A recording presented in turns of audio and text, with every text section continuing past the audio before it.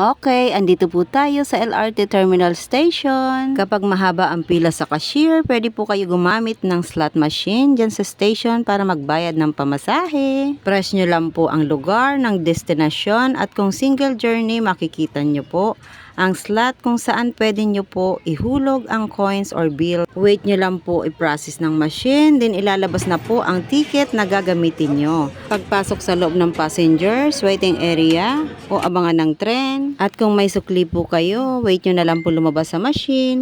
Bawal nga po pala ihulog sa machine ang 20 peso coin.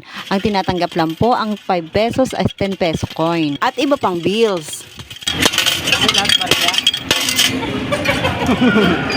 Yan ang ticket. Ito na yung ticket.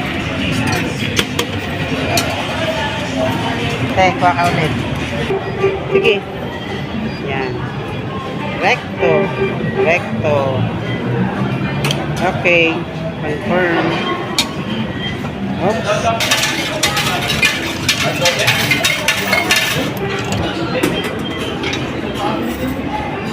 Yan. Card. Sa mga hindi po sanay mag-commute, Yes. ito po ang paraan ng paggamit ng ticket sa LRT Yan. o MRT. 55. Then, Cubao Station. Na tayo.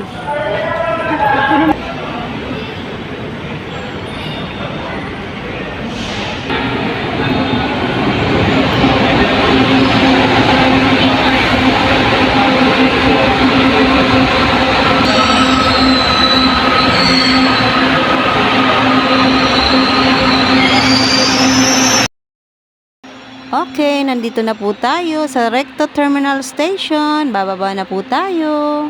Salamat sa panonood. Sa uulitin. Thanks for watching. Please follow and share.